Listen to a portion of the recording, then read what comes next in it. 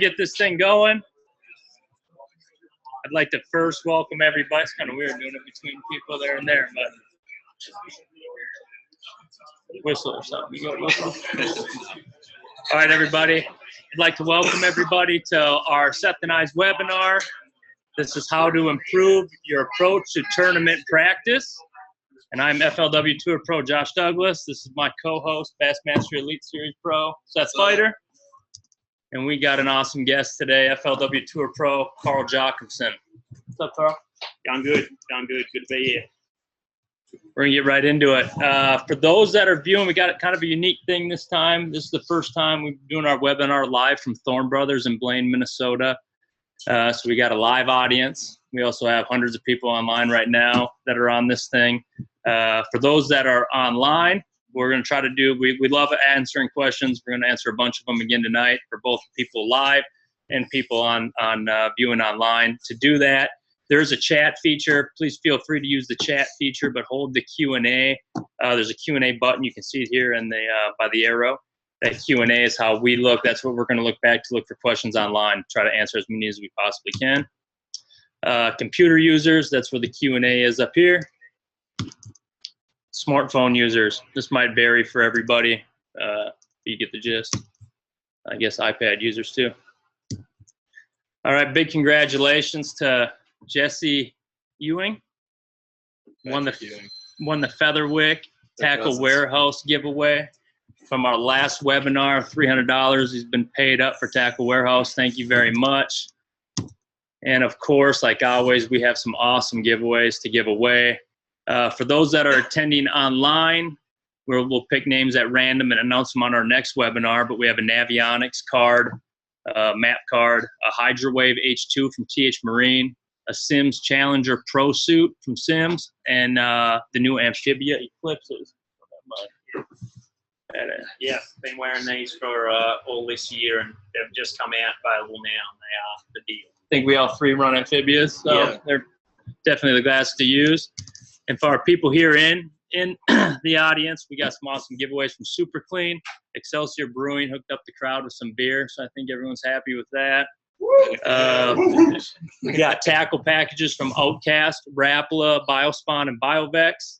And then, of course, we're going to give away a Daiwa rod and reel to somebody else in the audience as well.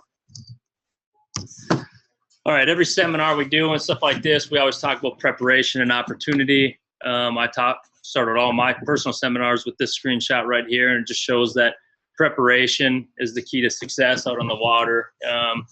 Not a whole heck of a lot of luck involved, but you can get lucky by having good preparation, I guess. And you can see just a screenshot doing your homework, and you find a load of bass like them right there. Tools for pre-practice. This one's all about practice and how we manage our time on the water. We all do some level of pre-practice before we even show up to that body of water, probably as soon as the tournament schedule is announced. Navionics sponsors this webinar. They do a really awesome deal for everybody through their chart viewer, which was formerly known as the web app. You can view every single one of their lake maps, maybe even globally, but for sure nationally, in the US and Canada. And you can, I mean, it's the same map you'd put in your card. It's just on your computer, so you can sit there and do your homework. Yeah, we utilize that absolutely all the time when we're out there. You can see just the different kind of mapping and stuff. Then you got the mobile app from Navionics. I use that a bunch. That you can actually save waypoints on. It's a mobile app. You can get for an iPad or iPhone or Android, whatever it is that you're running. You guys all use that, I assume. Yeah. You download the maps you want. You can do regions with that. Just like their cards, you can do individual lakes, however you want to download it. You just have to make sure to download. So if you go to Canada or something like that and you don't have cell service there, that's fine. You just have to download the map there because the GPS will work, but you just have to make sure you download that map. So if you're going to go to Canada or something up here, just download the map first. It'll be on your phone and you have a GPS for while you're up there, especially if you're renting guide boats, stuff like that. Good question? No, I was just going to say make sure you do it before you go. Yeah. You're not going to have 100%. Yeah. Definitely want to do it before you get there.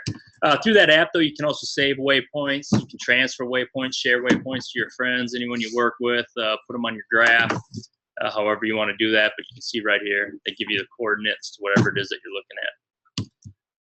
Outside of that, we use the Weather Channel. We use it a bunch. Yeah, that's gonna be more once we get into the actual tournament. Kind of tracking it. Sometimes I like to watch it a little bit in advance just to see if they're potential this time of year, if they're spawning. You know, weather Warming channel. Yeah, I'm a big, trends and stuff everything like that. for me, pre-practice wise really is based on weather, especially temperature. I want to know what the weather has been like leading up. I want to know, you can get apps where it'll actually give you temperatures all the way for a month, you know, what has been. So, you know, based in Dallas and I'm going to fish up here and I haven't been keeping track of the weather. I want to know, has it been snowing up here for the last week or has it been warm or what? And those pre-temperatures are really important, knowing what the last month of the temperatures have been, whether a wave of fish has moved up to spawn or whether they're really pre-spawn and held back or whatever. So that weather, I think, dictates everything for me. So I'm keeping a really close eye on that right up to the tournament, so I know, you know, how important that You can get a pretty good idea of water temp just Yeah. by looking at, you know, what's happened the last 2 weeks going into a body of water, you know. Definitely. And for those that don't, for those that figured it out now, Carl's from Australia. Yeah. So, no, but he came over here with the fishing dream and has made it come true. So he's obviously from Australia. The pre-practice study on the master at it because I need to get every bit of information I can before I head to a lake that I've never seen before in a country that I've never been to. He's still trying to figure out the climate, what it's like in Minnesota. Google Earth's got to be a big one for everybody. I know it definitely is for me. Huge for me, especially on river systems. Google Earth, like, I use that more than my actual map cards, finding backwaters, sand drops, stuff like that. You can see all that off Google Earth. Not so much, I don't use as much on like natural lakes and stuff, but anytime you go to a super shallow river system, you can almost navigate a lot of stuff better off, provided there's semi-clear water off of your Google Earth versus, unmapped areas of a river. And you can also go back in time with that. And like you said, you can find navigable water, clear water is a big one. If you want dirty water, if you want clear water, you can tell by Google Earth a lot of times looking back over the years, certain times of year, especially on river systems, you know, maybe one stream just is always dirty. Every time you look at it, you know, that's your dirty water. One area is always clean. Yeah. Sometimes I like to, if you go on like your mapping app where you use your driver's map to get which way you want to go. If you go onto satellite there, it can give you older images. Like the Google could be up to date, but other satellite images might give you old shots of when the water was super low or whether it was super high. And I'll often go through a couple of those and, you know, just like a Beaver or any of those lakes, I've seen the older shots that gives you, you know, the structure and your little creek beds or rock piles or something that you can find now that the water's high, but you'll get your older screenshots from like a Google that'll show you those rock piles that were out of the water when the water was low, drawn lows. Couple little things like that always help, but Google Earth really for a fisherman is everything. That's a must. And it's nice also, you can also look at it for your phone or I know with the Navionics cards, certain cards you can overlay satellite imagery. And one thing's nice, if I get on, let's say like a laydown pattern, I'm flipping laydowns, generally you're not going to have laydowns around people's houses. They tend to keep that stuff cleaned out and clear. So if I start getting on a good laydown bite, I might look to Google Earth and look for some areas that are just more woods, more stretched out where they're not manicuring the shoreline nearly as much. So an awesome tool to get to know the body of water before you've ever been there, for sure. Lake level and current information. This would be like your core engineers, big time deal, river systems, any reservoirs, stuff like that. Up here, our natural lakes, I mean, they go up and down a foot. That's a lot. But a lot of the places we go, river systems, reservoirs, a lot of those places will fluctuate 20, 30, 40 feet even. So that's always good to keep an eye on. Know if the water's rising, if it's falling, what's going on. I think Beaver, when we were at Beaver, fluctuated 6 or 8 feet in the course of the first day of the tournament to the last day. So trying to keep track of that rain coming in and what it's going to do. I mean, I can remember in practice seeing fish on beds, and that just was irrelevant by the time the tournament came because I couldn't see them no more. I didn't know where they were, you know. And with the TVA lakes, it's more important to keep an eye on those current levels actually during the tournament because you want to know when they're going to draw water and you want to look at both ends of the dam. You want to look at whether they're releasing water or they're letting water in. Because if they're stopping it at one end, the water's going to hold up and it's not going to be very good at the end that they're stopping it. And it's going to be way better at the end that they're letting it in. But if they're letting it out both ends, you're going to have current running right through the whole system. So, and then, you know, that there'll be times that they'll release that water. So during a tournament on a TVA lake, you want to know exactly, you could leave 10 minutes prior to them opening those gates or drawing water, and that's when it's go time. So you need to know those exact times if you're going to fish that current. But if they're going to open both gates, the whole lake can come on fire in that little time, because the whole lake will draw current.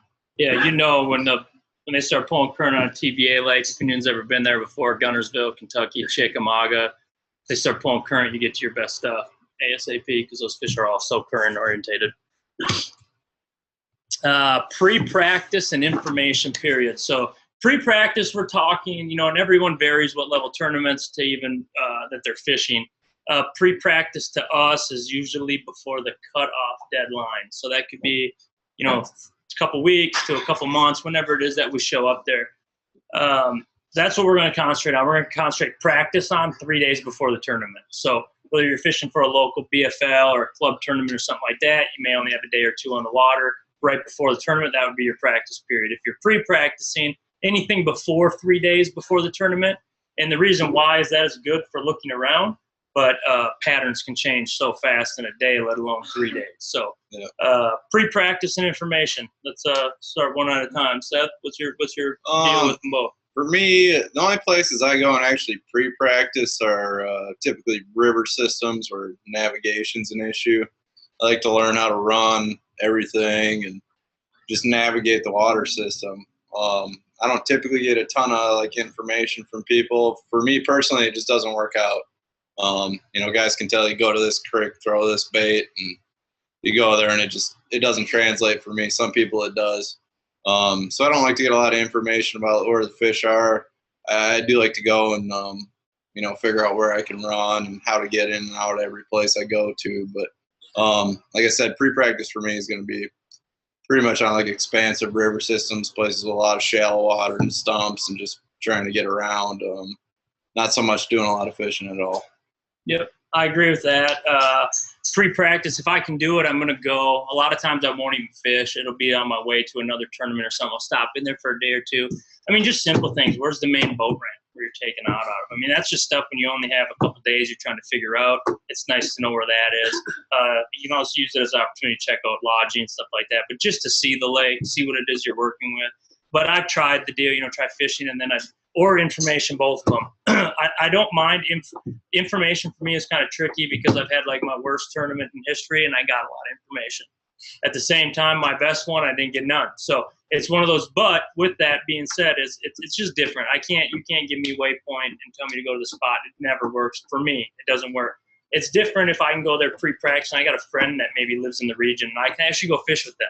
I will be a better angler when I leave there. I will learn something from that person. If we could all jump in the boat with each other, we will all become better anglers. If there's something everyone in this room's got that can offer me, I will learn something from you. So if that's kind of one thing on the information, it depends. It's usually a good friend or something like that that's going to do that. Outside of that, I just do a little bit of internet research, what the weights are going to be and stuff like that, and go from there. That, and I think like spending a lot of time fishing a month before actually hurts you. For sure, chasing ghosts. If you go out there fishing for a few days, you're gonna catch some fish somewhere at some point. And then you know, when we go back, we only get 3 days to practice, so you end up wasting your whole first day checking spots where you caught them a month ago. And too much changes in a month, too much changes in a few days for it really to be relevant in fishing stuff.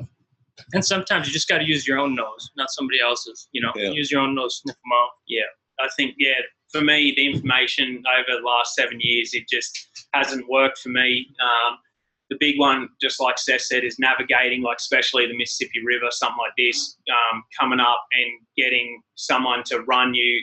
A couple of years ago, I had a young kid jump in the boat. I said, I don't want to know where a fish gets caught. I don't want you to point, say, flip there, fish that. I just want to know how to get from this pool into that pool and run everything, and then I can check it out. And that, to me, was a that was a massive help, because me trying to navigate that system myself would have taken forever. But the second someone says you can catch a fish there, or flip this or use that, you just can't get that out of your mind. And same as when you go fishing and you catch some fish, you're going to end up going back there and fishing. And these fish change by the hour, let alone the day and the week and the months leading up. So it's really just a confidence thing. I think going there, seeing the place, and then being able to have a good game plan and being confident with running everywhere, that's the main thing I want to be able to do leading into a 3-day practice. Then 3 days go by fast. Yeah. Official practice. 3 days prior to the tournament, a day, 2, whatever it is that you got time on the water before your tournament. That's what we're talking about now, actual official practice. For me, I really like to have all my T's crossed, I's dotted, all that stuff ready and rock and roll right before the tournament. It just helps me get ready to go for those official days of practice. I want my rods rigged to the best that they can be and ready to go, so I ain't spending too much time trying to screw around. Pre-practice is good for that. I think just ample time in the garage, getting the rig ready. It's got to be at least a full day before you leave town, getting everything Pretty ready close, and hit the road. Yeah, for me, I'm in the boat. I'm in the boat for days, or it could take a week really of planning, getting your boat all ready. But your tackle, I want everything 100%. So when I hit the water, I'm not wasting any time. Looking at your chips or looking at everything, I know where I'm kind of going to run, what area of the lake I'm going to fish, and you just don't have that sort of time to waste. But in that official practice, I think that early morning, getting up, making sure you're on the water when you can be, half an hour before official daylight, and because that first little 2-hour bracket is a time when you're going to be fishing during the tournament hours, and that's the time when the fish are really truly biting usually, and they're going to show themselves. So always make sure I'm on the water at almost dark in that first 2-hour period. Make sure you're fishing somewhere where you think they're going to show themselves, because it's a really important, I think that first 2 hours is important in any tournament. I got a question for you guys. Official practice, okay? You get literally sun up to sundown, I believe. Don't quote me. I think in the FLW too, you can practice through the night or through parts I think of the they've night. changed it now. Yeah, they changed it now. They used to let them sit there and stare, but you can see your screens really good at dark. So sometimes that's a good thing. But you stay out there until dark? I go bell to bell. We're half hour before sunrise, half hour after, basically shooting hours. I have done it for the last 6 years plus, but I'm starting to, as it gets into the summer events, like Sinclair and up here, I was getting up at 3:30 in the morning, getting on the water at 4:30, and then I'd be off at 9:30 at night, go and fuel the boat up, rig some tackle, put it away, try and eat. I was getting 3-4 hours of sleep a night if I was lucky, and I was starting to notice that was affecting me during the tournament. You can't be at your best.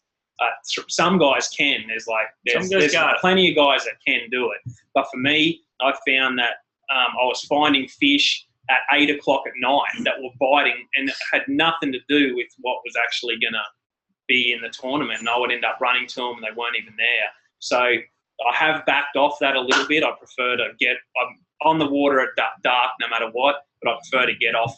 If it means getting off just a couple hours early and you do 12-hour days, that's a long day. Get off and get organised, sit on my boat and re-rig, get a game plan for the next day, rather than being rushed back and trying to rig and get your boat put away and just trying to get some sleep.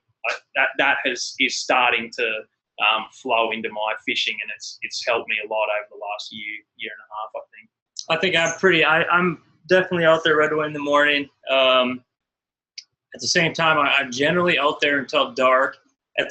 With that said, though, sometimes if I'm having a really good practice, it's getting towards the end of the practice. Now there's other things I want to worry about too, like getting all my rods rigged, getting my boat ready, making sure everything's good. So if I feel like I've dialed in a few different patterns that I got going, I feel like it's good, then I'll probably pull up. But if I ain't getting bit, then I'm probably struggle. I mean, whatever. What you found and how good you feel about it. There is something to be said about, fish biting at night. Maybe you get on something that they bite there at night that could end up being a ghost fish to you in the tournament. But if I haven't got 2 bites all day, I'll take 4 a half hour before the And it all depends where you're at. Like Oneida, those fish just show themselves big time in like the last hour of light. So I'll stay out there because it looks like a ghost town, and then you'll be in an area and it'll just come to life, and you'll know like, okay, there's a lot of big smallmouth and largemouth in this area, and then you can concentrate on it the next day trying to catch them during tournament hours. And we'll say one thing that's helped. I know Carl and I, we lodge in a Lance camper right there at the ramp where we take off. That has helped save hours off my day. I can tell you, because the rat race of getting out and trying to get back to your hotel, that was $60. And trying to jockey for position where some guys get off and their boats are already there. You try to stay out late, you can't, but to be right there on the water and stuff like that, I mean, that has definitely helped at least be able to get to bed a little bit, not midnight every night, trying to get everything going. I think it's just a little bit like hunting. I'm sure there's plenty of hunters in here. You wouldn't go elk hunting and stay in the middle of town and then the next day drive. You know, it doesn't kind of, in the rut or whatever, like it doesn't kind of work. You want to stay in the hills of where you're hunting and see the environment, what's going on. And being at a camp near the lake, you can see what's happening, the wind changes, storms, rain, wind direction, whether it cools off. And you kind of it's just nice being able to stay near the lake. You get adapted to the conditions and you just fish. It just makes you a better fisherman, I think. Let's start breaking down some fisheries, should we? First, we're going to talk about reservoirs. I believe our next slide's on natural lakes. Reservoirs. Slide lead us out. Yeah. I brought this mat up. I just use a cursor around here. Yeah. I mean, this is going to be like a ton of variables in this, but just in general, when we go to these bodies of water, they're massive. I mean, hundreds of thousands of acres you have to break down in a couple of days. I'm typically not going to fish every inch of shoreline going around these pockets in the creeks. Let's say it's spring. You know, you got a bunch of creek arms coming off the main river channel. There's stuff all over in here you can fish. I'm not going to sit down and fish every single inch of every pocket. There's no way you can do that in 2.5 days. So a pattern is something that definitely plays, especially when you get on the reservoirs. Our natural lakes are kind of more spot fishing lakes. But, you know, let's say I'm running in here. Let's say I've caught some fish on some secondary points or points of some sort. I'm just going to come into these creeks and fish like right here's a really obvious secondary point. There's another one right in here. I'm not going to go, like I said, I'm not going to go in and fish every inch of the back of the pocket. I'll run into a creek. I'll fish a point or two, fish a back of a pocket or two, and then get out of there. I'm not, you don't have the time to fish every single inch of shoreline. And I'll run down and, you know, maybe do the same thing in the next creek. And if I don't get a bite, you know, I might run a few miles up the lake and then try another couple creeks. There's just so much water to cover in a couple days. You're not going to be able to touch it all. One thing with practice, everybody wants to like get bit and you know, find the winning fish and all that. But a lot of the places we go to, you don't get a lot of bites at, and you know, I'm fine with just getting 2-3 bites a day in practice. I'm not looking to go and win the tournament in practice. So, you know, a lot of people, they want to get a bite and or catch a few and then shake a bunch off, and that's something I've never really done. I'm just gonna, especially places where it's fishing tough. If I pull into a creek or a bay on a lake, whatever, I get a bite, I'm just gonna leave. I'm not gonna go through there and shake off 20 other fish. I don't want them to see my bait. I want them as dumb as I can get them when I get there.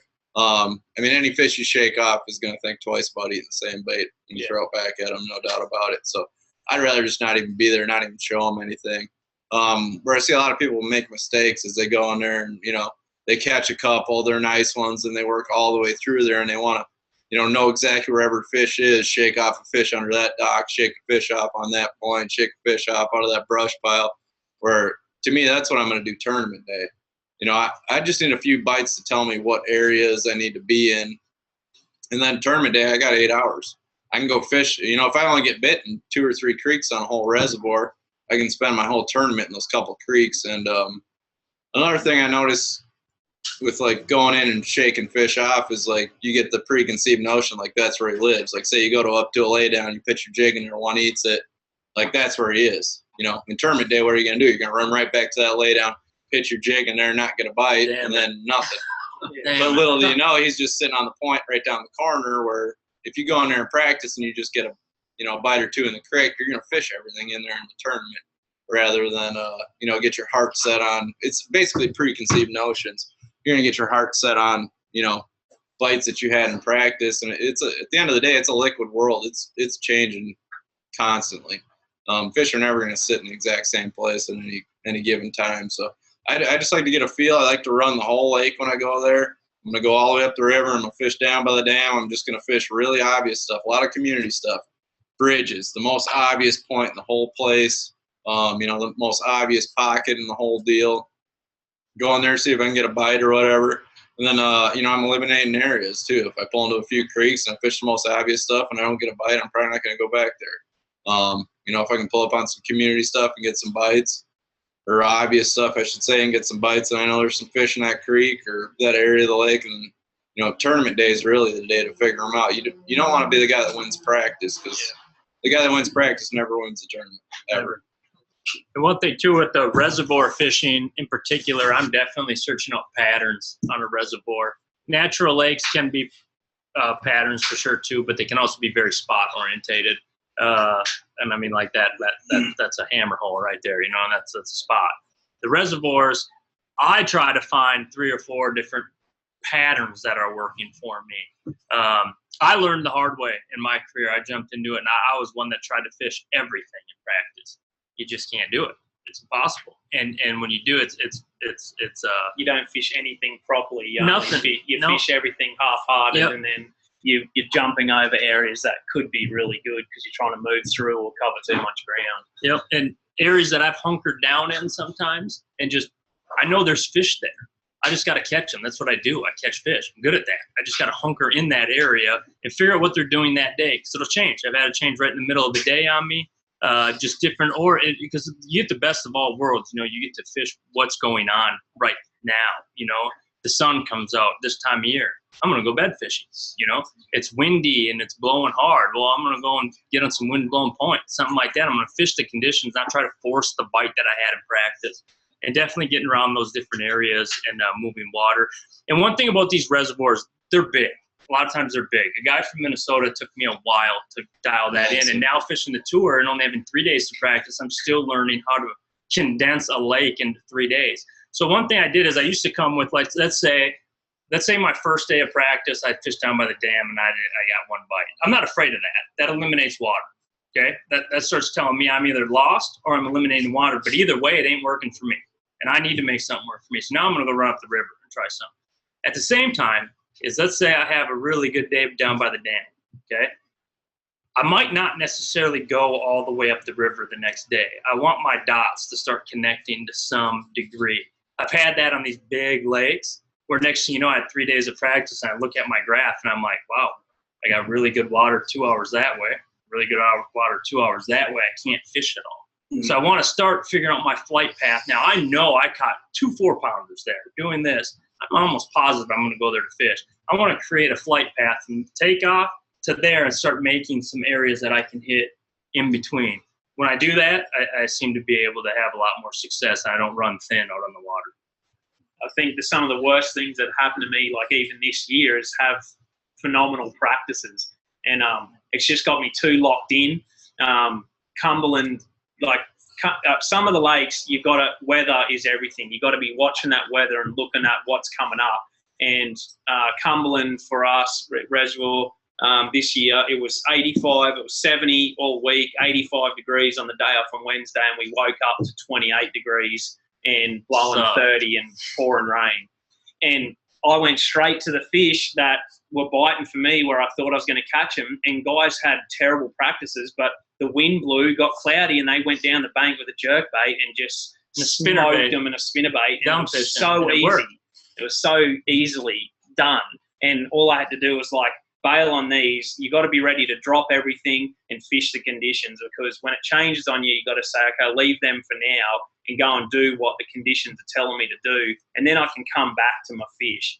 And I've just made that mistake of trying to push something that's worked for me so well. But in my gut, I'm like, this isn't a deal. It's windy and cloudy. They're going to be biting in the clear water and the open. I need to go and do that. And the Elite Series guys and the top FLW guys, that's what they do. They could be catching bedfish solely, and then that temperature thing comes in, and they'll pick up a lure or a jerkbait that they've never used in the last 3 days and catch 15, 18 pounds on it or whatever. And they'll be like, that's what the conditions told them to do. The fish, these bass, compared to anything else that I've ever caught in the world, they tell you so quickly when you're doing something right or when you're doing something wrong.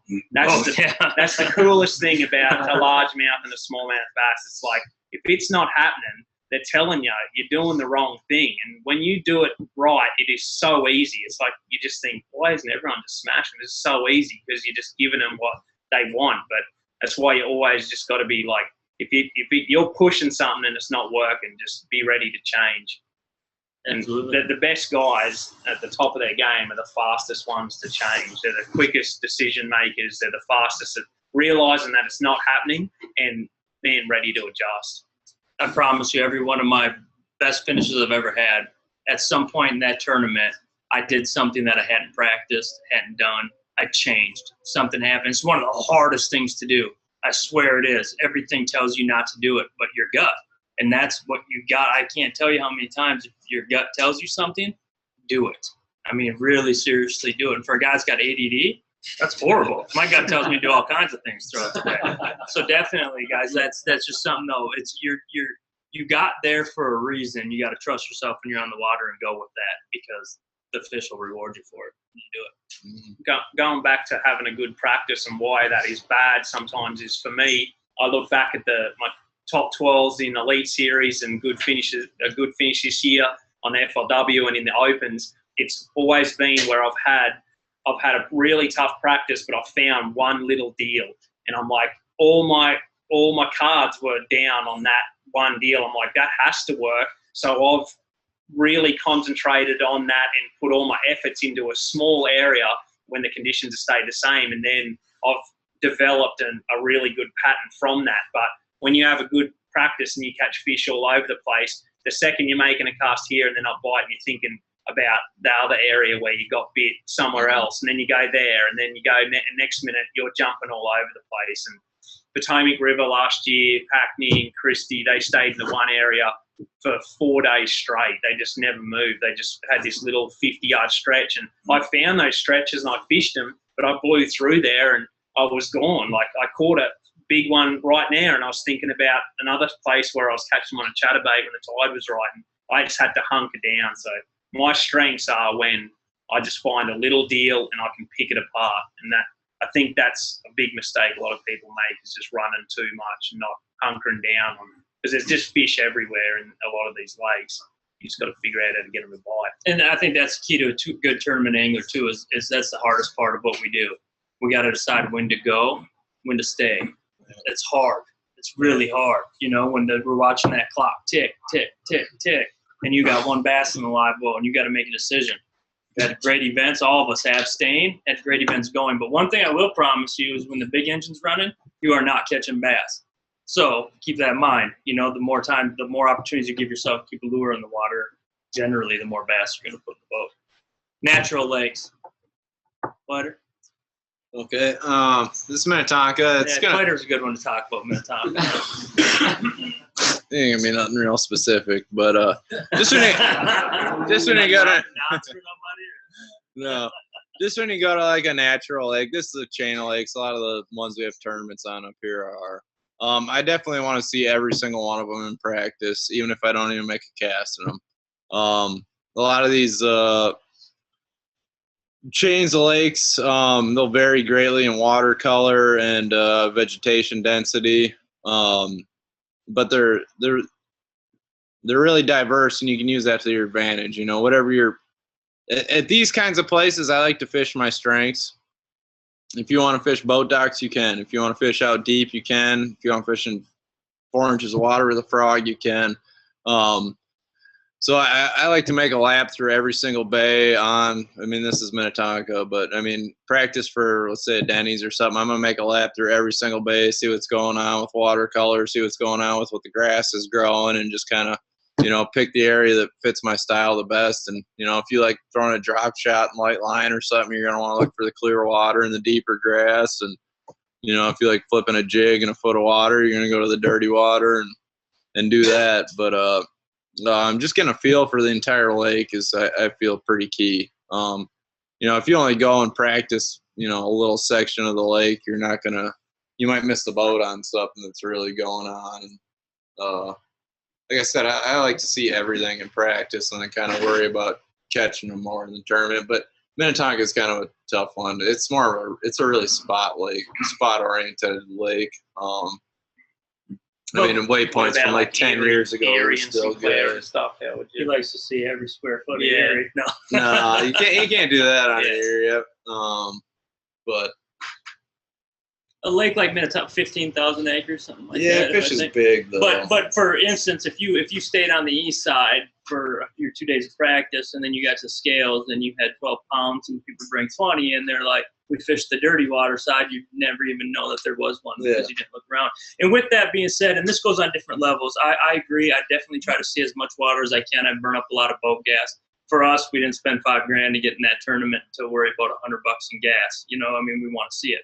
But let me tell you something. We also have where we got pre-practice where we can't, we're off limits. We can't be physically on the water. Driving around a lake, looking around, going over little bridges and just looking, you see with your eyes, what it is that you guys want to fish. What attraction, what looks good. You can learn so much just by driving around a lake and getting to know. You'll learn the water clarity, what it's like up river, down river, all that stuff. What the docks look like. I remember Randy Howell talking about a tournament he won years back. He was driving around the lake because it was real bad rain. He didn't want to run. He saw an area that just fit his eye. He went in there with a swim jig and a jig, and he won an Elite Series tournament. So that's just something that a guy or got close to it, whatever it was. I don't remember, but still just something a guy's got to do.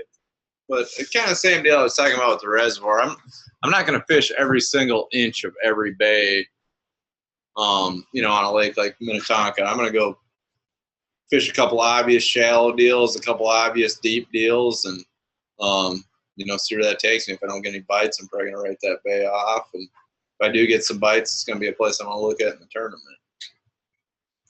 Good. Yeah.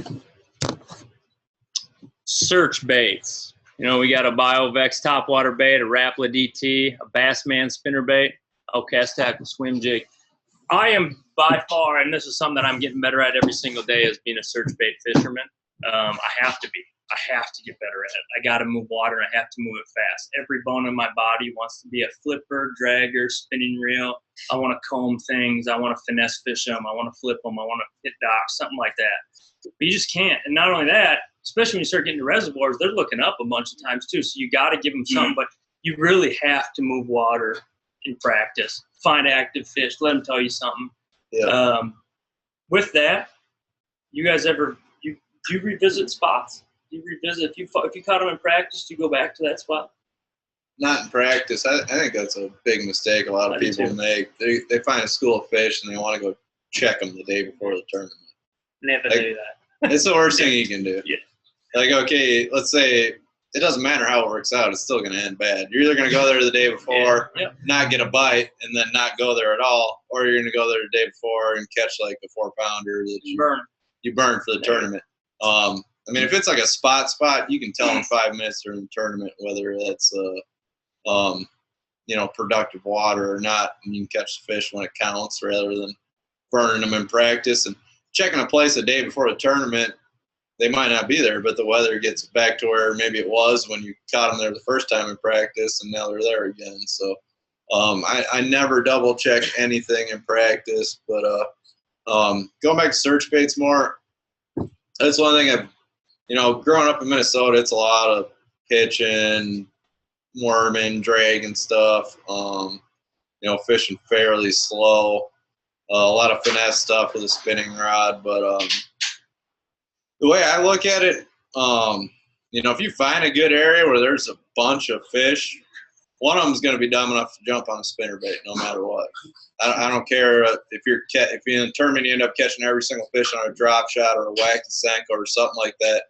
If there's 20 fish there, one of them is going to be dumb enough to jump on a spinner bait or something moving Competition, fast. they have to. The one's got to grab it quick for the other one. That's all I need to see when I go through an area. I can cover water, something I'm winding the whole time. I don't want to sit there and drag a worm around or shake a drop shot forever trying to catch one in practice. That's just, you're wasting time. I feel like if you get around enough fish that you're going to do well in a tournament on, one of them's going to jump on something swimming remotely close to them. Yep. I agree with that wholeheartedly. Again, too, I don't check spots. I don't go back. If 2 days ago I caught a 4-pounder, I'm going to fish there in the tournament anyway. Yeah. Most likely I'm going there. So why do I want to burn one? Or confidence. We have all the equipment in the world, man. We're extremely lucky to use a lot of awesome baits and equipment, rods and reels. But confidence is the best thing we got in the boat. And if you're going in there and you are confident that you're going to catch a bass, but if you went there the day before and you didn't get a bite, but 2 days ago you caught 2 4-pounders there, all of a sudden you're going in there like, oh man, the plane, you're going to be in there, and you got a poopy diaper, and you're rolling in there, you just got a bad attitude, you know? So I don't burn them. Like he said earlier, I don't even want to see my bait again. You know, I just don't. I'm probably going to fish there anyway. Yeah. That even goes with spots from the past. Like, you know, a lot of guys that, you know, local guys that are fishing all their tournaments basically on one lake. You know, your best spot that's been good every year for 5 years, like there's no point in checking it. Yeah. You're going to go there anyways. Checking it, all you're going to do is burn fish that you might catch in the tournament. Probably just especially if they're small areas, you know in 5 minutes whether or not it's good. A little bit on the search bait stuff is, for me, it's all about when you're actually using it. It's all about speeds with your reel, with your winding, and how fast you're going to retrieve it, and how fast your trolling motor's going, and then the water clarity. So just try and make it a little bit simple. The clearer the water, the faster you want to be going with your search bait. As clear as it gets is as fast as you can just about wind almost. Smallmouth and largemouth, they'll track it down and they'll eat it. And then with your trolling motor, you want to cover ground. So in that clear water, they're going to come from a long distance to eat it. They're going to be able to see it. So you can have your trolling motor on super high, and then you want to be winding fast. But as that water clarity gets down and you still want to use a search bait, you can still have your trolling motor reasonably high, but you need to be able to slow that retrieve down. So you want to be covering ground, but you don't want your lure to be burning through dirty water. So clear the water, the faster you can wind and the faster you can go, the dirtier water, you want to just slow everything down. And you can do that by dropping your reel ratio down, or really having to think about, I've got to wind slow. And I like to be able to, when I know it's cold or it's dirty, I drop my reel size down to 5 to 1 because it makes me wind slow. And I've had guys beat me at the back of the boat that I've got a 6.2 or a 7.2 to 1 reel, same lure, but they've got a 5.1, and it's just making them wind that little bit slower, and they're getting the bite. So that little rule just works for me. Yeah. Here's one. I already have had a bunch of emails this morning on this question right here in practice. If we snatch them or if we pull on them.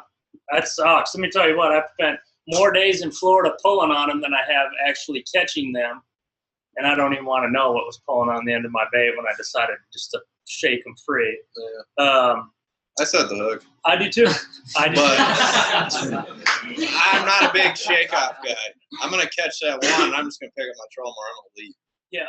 I don't want to go in there, catch them, and then shake that one off, shake that one off, shake that one off. Like I said, you're showing them fish your bait. And a lot of times you can't shake a fish off. You just accidentally end up catching them. I'm just going to get the heck out of there and not even fish there anymore. So I'll go in, and first one that bites, I'm jacking them. Yeah. Then after that, I'm just breaking leave. Yeah. I'm not big on shaking fish off. If I got to shake fish off, I don't need to be there. Yeah. That's the way I look at it. Depending on what we're doing, I might pull on them when I was talking about like a mat. You know, if I want mats blow around on lakes, so sometimes the bottom might not just be right for them fish to be in there. But I'm not too worried about sticking to fish at all. You know, number one, I caught Randall Tharp 7-pounder the day after he did, and it got weighed or showed around everywhere. Really, there's a lot of really good fishermen that make their living off of strictly released fish every time they hit the water.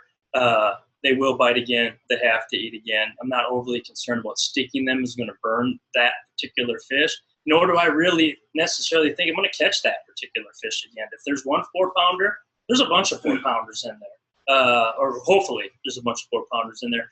But as far as burning, no, I don't. I'm with Feider on that deal. As soon as I start getting some bites, I'm happy with that, and I get out of the area. But if I did hit a couple, that confidence again is my best friend. I want to know I'm not pulling out a couple 12-inch bass, that I hit a 4 or 5 pounder and I'm like, good. Now I might keep setting hooks. I might not leave until all of a sudden I find a little bit of quality that I'm looking for. Maybe I'm starting to get bit, but you know, they're not keepers. Maybe, if you're getting the bump world, like, oh crap, this one goes 14, you know, and all that. And then, but all of a sudden you want to catch that 4-pounder. You're like, good. You know, if he's here, there's more here. Yeah. I think it's all a confidence thing, and it's totally all in the situation, the lake you're at. You know, you could be on, what's a good example? Like somewhere where super tough, Red River or something now, where like bites, like if you get a bite, it's a big deal. That's when you probably want to just shake a bite off. But then you're on Toledo Bend, you want to hit everything that bites your lure to see if it's the right size, it's the right school. At Travis this year, I caught 100 bass every day of practice, and like 3 of them were keepers. And I just swung on everything and just hoping to find a keeper, and just that's just what you got to do. So sometimes you got to swing on them, sometimes you don't. It's just, but I think swinging on them is nothing wrong with that. Shaking them off, I don't think works. I've talked to all the guys that are at the top of the game, and they've never shaken a bass off in their life. They just swing on everything that gives them confidence. Chris Lane wrote an article this year. He said that he shook a bunch of fish off, and he's having a really tough year, and he shook fish off in an event. And then when it come to actually setting the hook, like his maybe setup or his hook or the way he had it wasn't the right deal, and the fish were getting off. You know, so for me, like jig fishing especially, I want to know that jig, they're eating it good. When I'm setting the hook, that jig's locked in, they're not going to throw it, and then that gives you confidence that every fish I swing, be a frog or anything, they're going to get in the boat. But if you haven't swung on a frog fish for 5 days, 3 days of practice, and then it comes to the tournament and your setup's wrong, that can hurt you. You can get the bites and you don't put them in the boat. So setting the hook, I think, is a good thing. Gives you confidence. Make sure you got everything set up right. That a boat wraps up the webinar. Collect the money. That's it. Hopefully all worked well in our advice. Yeah. Hopefully we practiced what we preached and we're getting paychecks at the end of the day. A lot of it comes down to adjust. I mean, it's different for a one-day tournament, but when you're fishing multiple-day tournaments, a lot of it's adjustments kind of made on the fly. It's never going to be the same. Last tournament I had on Ross Barnett, I weighed every single fish the first day on a popper. The second day it was half popper, half swim jig, and the third day it was all swim jig. So that just shows you, like, that's the same with practice. You know, maybe my practice day would have been the day I caught them all on a popper, and tournament day would have been the day I caught them all. If you're fishing a one-day tournament, all on a swim jig, keeping an open mind. Really adjusting to what's going on, changing around. Like I said, it changes every single day. I don't care what lake you're on. Something's going to change. The wind's going to blow a little harder, or a little different direction, or sun's out, clouds out, anything like that. Keeping an open mind, not getting really locked down. The guys I see that seem to struggle the most, they get so locked down on what happened in practice that they're not willing to, you know what I mean?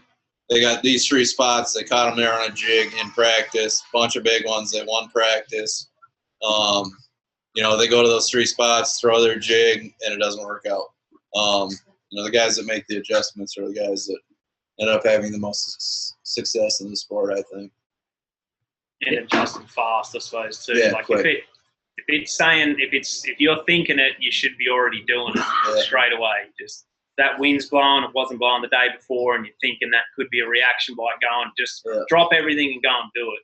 And you can come back, because you do have time. You don't think you got time, but it only takes one cast and your whole tournament changes. And every day I'm in the boat in a tournament, and when I was in the elites and FLW, I'm constantly saying to myself, I'm one decision away from changing my entire tournament.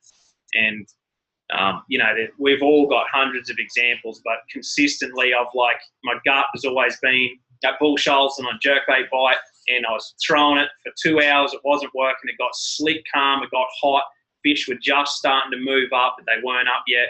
and I pulled my trolling motor up, and there was a little cut, and it had some deeper trees right against the cut, and that wasn't my deal. I wasn't catching them flipping, hadn't caught them flipping. Everything in my power wanted me to just put the trolling motor down and drive off to my next spot, and I was like, it's just there, just flip it. They might be there. Dropped it down, come out of the bay with nearly 18 pounds. I was like, man, that was that one decision. I was like, just thought about it and went, it's only going to take me 10 minutes. And second flip, big one, next minute, there's a totally new pattern going on. And at every tournament, everyone is doing something different. They're all casting some different color, fishing a different way. And so you just got to do what you're confident with and what you enjoy doing. That's a big thing, is not trying to fish other people's techniques and other people's water and what you're hearing. Do what you love to do and what you think you're good at, and it'll happen. That's what I was going to touch on before we got to questions is, we talk about information and stuff. Well, there's also a lot of information online, past tournaments and stuff. I like to know weights, not so much what they did. I listen to it, I look at it, but yeah, remember, everyone else sees it too. So if it's a biffle bug is what they're doing on Fort Gibson, well, everybody's throwing a biffle bug too. Don't be afraid to show up to these places with your strengths. What is your strengths? And make sure you have your 3-4 favorite baits on the deck, the ones that you go to all the time on the deck, no matter what. Even if in practice it didn't, because guess what? Sometimes you got to pull the, oh crap, nothing's working, and pick up the bait that you have the most success with, that you have the most confidence in, and just go and do it. And be rewarded. We good? Questions? So let me see if I'm down here real quick so I can get to the questions. You got one still? You got a question? No, Josh answered it. Okay. Got it. I got Cool. a question. Yep. You guys talk about preparation and weather patterns and stuff. You guys big lunar watchers like most you guys do, and the moon phases and stuff like This that. time of year, I definitely am.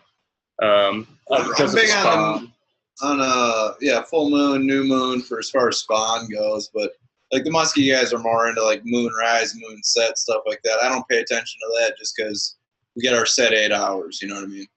Moon sets at 6 p.m. at night. That doesn't, then we got 8 hours. Those are 8 hours for fishing. It doesn't matter.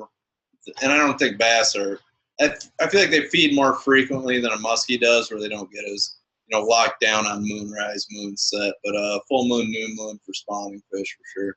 And bluegill bed fish. Bluegill always spawn on the full moon. Always.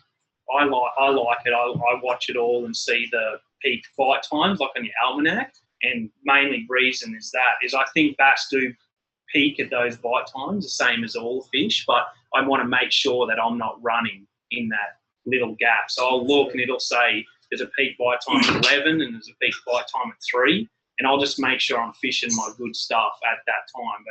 But like bass aren't as big on it, but like in Australia and like probably muskie, I didn't know that they're like that, but our fish there are like clockwork on it. Like it's like we're about to get bit here in the next 5 minutes, and then just like bang, bang, bang, bang, and then it's like over. And bass do the same thing, but just not as heavy. But I just make sure with those moon phases, as far solely like on the full moon and new moon and all that, whether they go shallow, but there's those little peak bite times, and you'll get 2 usually in a session, and I'm always making sure I'm fishing on those peak bite times. Another thing with the moon too, sometime middle of summer, fish will eat more at night when full moons are going on and stuff like that. You have big moons. Tidal reservoirs, I know this probably doesn't relate to a lot of people here, but I found out it worked out for me at the James River, but there was like a full moon on top of a big tide, and then I had a super moon. I don't know. But nothing was right all day long. It was off, so I guess there's some stuff to look. But one thing I do like to look at is especially after practice, is what the pressure did. High pressure and low pressure is a big one to me, especially if I'm working reaction baits. I have noticed that, no doubt about it, low pressure systems, when they come in, fish are just jumping baits, and they're hitting on it. So I might not be so into, okay, but it's a great time for fish to show you where they're living and all that, but I might not hang my hat that crankbait, spinnerbait's going to be my deal. So, yeah. I got to get Bree. Bree? I don't know if she is. I don't know how to get to our questions. You guys keep like a data or log at all? Like, what the wind was here, barometric pressure was here. I was on this day. I mean, you keep any kind of record of the journal during the course of the day? Kind of like, all right, I have 2.5 days of practice. It's over. I'm going to go back to like my journal entries and see what patterns are really on, or is it just all the time? I wish I did. I wish I did. I have time for no, it. not enough hours in the day to do it. But I do try. You know, I've tried it before. But yeah, you know, every now and then I'm like my Lowrance. I might leave a note on a waypoint. You know, something specific if there's something that I want to know. But as a general thumb, man, I don't know. It'd be a lot of notebooks. It's just Like, too much. The variables are just, there's too many, and there's just so many. Like the chances of going back to that spot, that lake, at that time of year, that water temperature, with that weather, and it being the same, is nearly impossible. So like at the start, everyone was like, you need to keep this and that, but now it's like, I just fish. You got to fish what's in front of you. You got to be like, it's cloudy. They want to see this. They want, you know, that's how you got to be, because like if we all did that, we'd have our trucks would be full of sheets of paper. It'd be nuts. There's just too much information to try and process. So you've got to simplify it a little bit and just fish the conditions. It's probably the best way to put it. Yep. You camera a lot or no? Camera, like underwater camera. I'm anti-camera. Anti-camera. I don't like it. I never had a ton of success doing it myself. I can remember them days back with the Brants, and we had a black sheet over us. We tried to look at everything. I couldn't tell if it was a 12-inch bass or a 5-pounder. I didn't know what was going on looking at them, but I don't even want to know. But I don't think we're allowed to anymore. Like not even official Well, practice. I feel like fish that bite, there's a lot of fish that don't bite. And fish that bite, you know, let's say this is a rock pile. The fish that bites sits right here. And then 3/4 of his day, he swims out here. And these are the fish you see on your camera that you can never get to bite. You drop down your camera down, there's 4-pounders everywhere. You go in there a tournament, you don't catch anything. But there's 2 4-pounders on this rock pile, and they bite. I just feel like cameras show you a lot of fish that aren't really needed. I don't know. I just feel like you're better off fishing than using a camera. I just know a lot of guys that, like, especially for the Denny's and stuff, every time we talk to them, they're like, you know, there's 54-pounders. I saw them on camera, and then they come in at the weigh-in, and they had 20. It's for 8 fish limit. They have 20 pounds. They're like, what happened? Well, I don't know. I couldn't catch any of them. It's like, yeah, I went to where that 1 4-pounder bit my jig, and I caught a bunch of them. And you went to where you saw 54-pounders on your camera, and you didn't catch any of them. So, in my eyes, when fish are feeding, they sit on different stuff than when they're resting. And I think you see a lot of resting fish on the camera that it doesn't matter if there's 100 of them or they're not eating. And like I said, confidence is my best friend out on the water, and nothing will make you feel like a bad fisherman more than live bait or a camera. Yeah, You'll see live just how bait- many bass are Live actually bait's terrible. down there. That's why all the guides do like really terrible in tournaments. Because if you drug, like say Minnetonka, if you drug a leech down the weed line, you would catch a 4-pounder every 10 feet. But that doesn't mean that you're fish ain't giving eating. him That's what the he resting eats. fish you saw on the camera. He's not eating. The same deal with the guides. They go out fishing with their guide clients, pulling leeches and suckers down the weed lines. They catch 1,000,000 4-pounders. They show up for the tournament, and they got to throw plastic worms there where they're catching them on leeches, and they come with 10 pounds. And that happens every single time. So One thing I'm going to do, guys, live real bait and quick. camera's the same. I got Bree here. I'm just going to finish this real quick, and then so I can also see our online questions.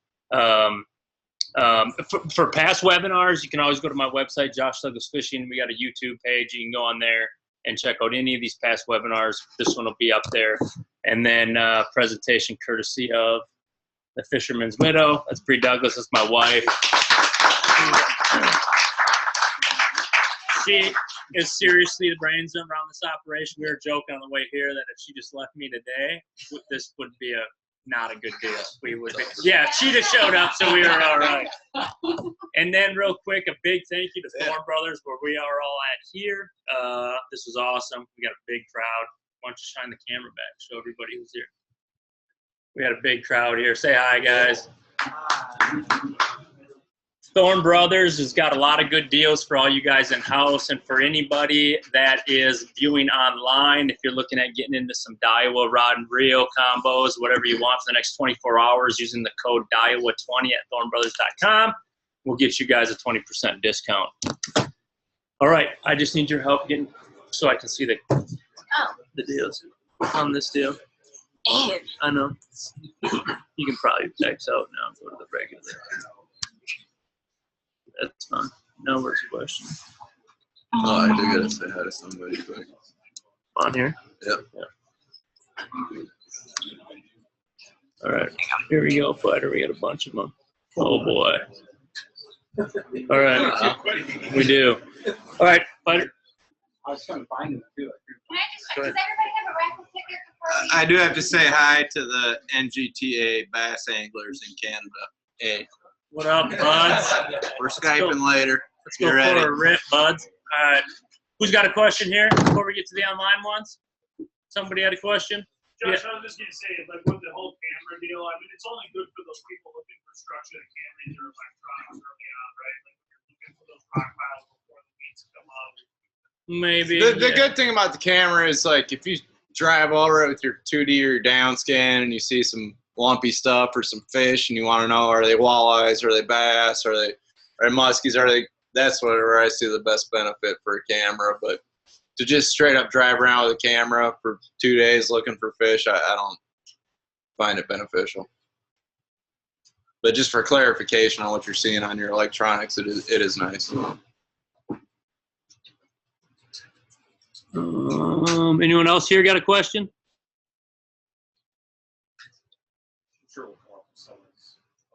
Do you see a lot of the smallmouth that are on your sander when you like it relaxing that and you're dropping to them? Do you see a lot of those fish, or are you looking for just the raw?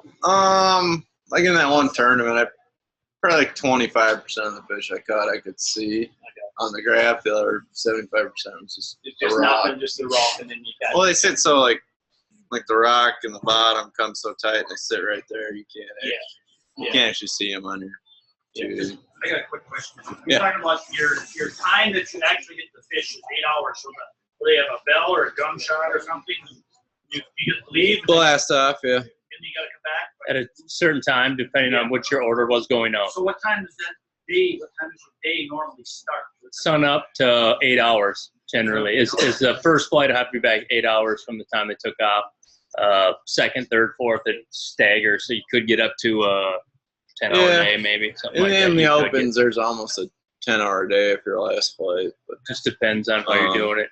typically you're FLW, gonna like, get 8-9 hours. it's dang near 20 shotgun minutes and 160 are gone in the FLW. In the opens, it was like if you were late, you could be there 45, 50 minutes before you got to the end of your flight. But they do boat check. FLW does boat check before you even get in. Any of you guys ever hooked your boat and take off? Ever what? Your boat and take off? Hooked it? No. I hooked mine once on a takeoff. Well, I guess the takeoff was like 10 miles down the lake. All right. How much of practice is fishing versus drafting when you do decide to start or stop Depend casting a on a lot spot? on the time of year. Yeah. Like if it's spring or I think the fish are shallow, I'm pretty much only fishing. Whereas if you go to like Kentucky Lake in June, you're probably going to spend 98% of your practice drafting. So I guess that has a little. Yeah, even Mille Lacs. A lot of guys like to fish Mille Lacs. I honestly don't fish waypoints when I go to Mille Lacs. I mean, if I'm in halfway through a guide trip and it ain't going well, I'll start running some dots. But I love just getting out, even when I'm fun fishing, finding fish, just finding them. Yeah. That's my deal. That's what I love to do.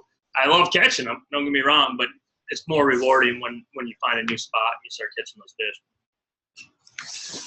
A lot of these are redundant. Anybody else here got any questions?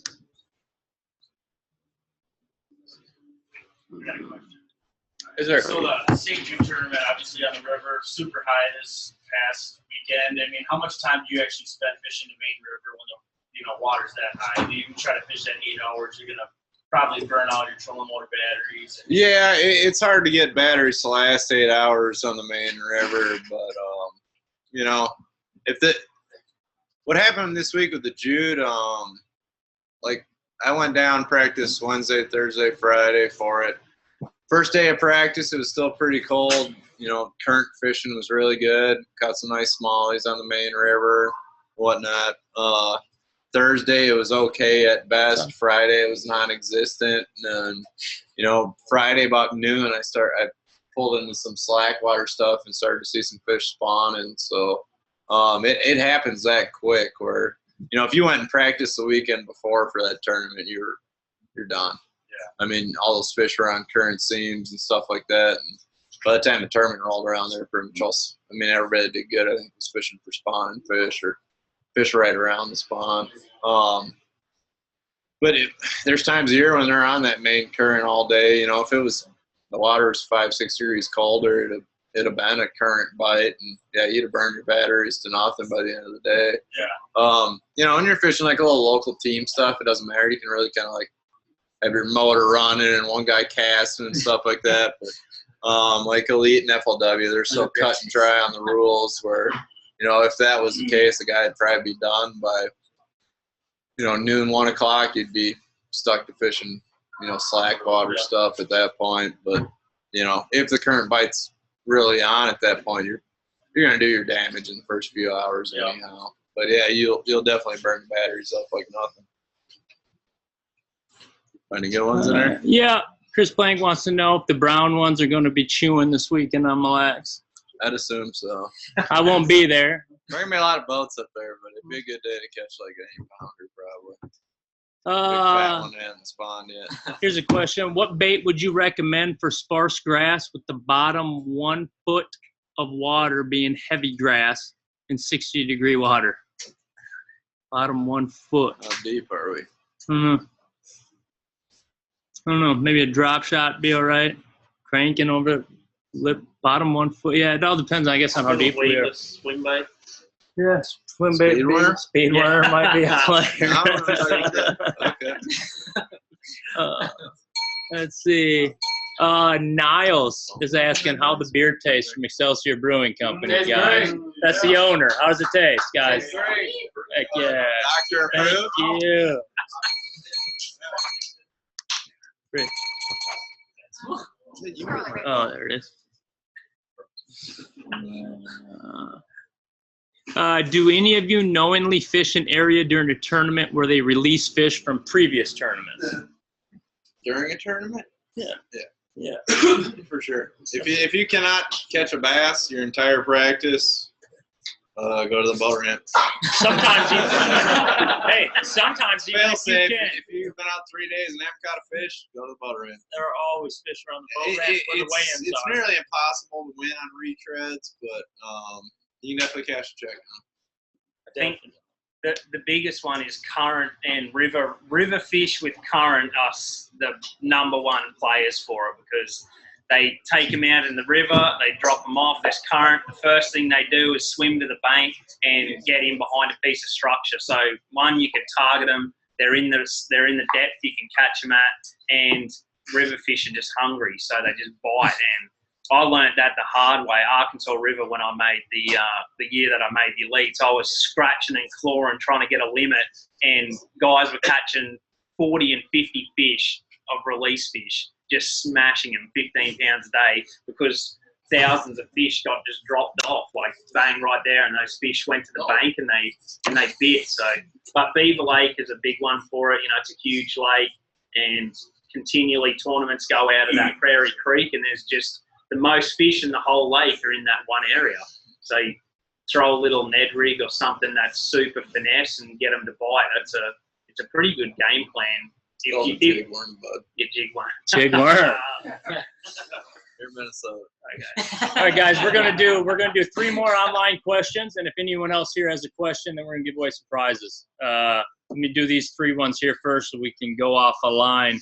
This is a good question. I like this. Can you talk a little bit about during pre-fish how with your oh, I just lost it. Sorry. Can you talk a little bit about how or during pre-fish, basically how do you decide where to start and when and where to move? We'll talk about the gut with when and where to move, but how do you what do you guys like for a starting spot? How do you dictate that? I mean, that's a big deal. Your starting spot's a big deal. Maybe. During tournament day Yep. or practice? Yep. During tournament day. During tournament day. You want to know how do you assess where you want to start?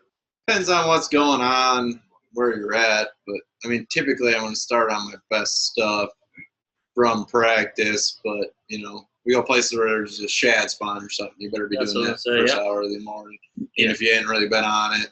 Top water bite, buzz bait bite, something in the morning, opportunity time to put an early 4 in the boat. Yeah. or like a local tournament, I'll just kind of get a milk run. You know, if you got 40 good spots, I'm just gonna, you know, start closest, just make a big loop out of them. You know, rather than I don't know if any one would be better than the other if you got a bunch, but a lot of variables in that question. I think the best thing I can tell you about going to a spot in the tournament, and I've learned this over the last couple of years.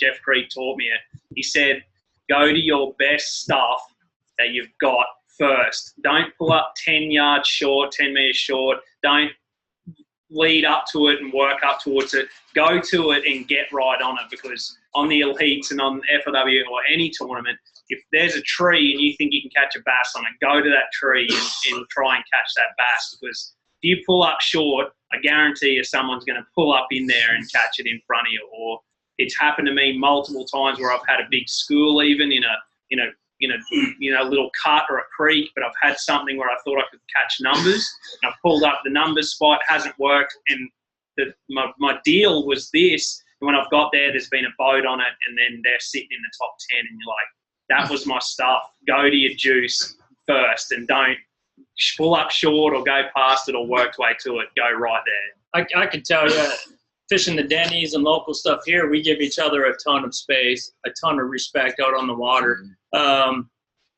It's a home style tournament. You know, I've fished against him for a long time. I might even see him on a spot. I don't go there and challenge him on a spot. I might not even fish it all year just because that's a fighter spot. We respect each other for that and give each other the same. But I can promise you, when $5,000's on the line, I'm not here because you're there. I'm there because I caught fish there. They move in tight, super tight. So you definitely want to establish yourself on stuff. And a lot of times I'll use that first day of the tournament. I try to hit as much stuff as I can too, just to see what's actually good now. Now I'm sticking some fish. I want to get something going.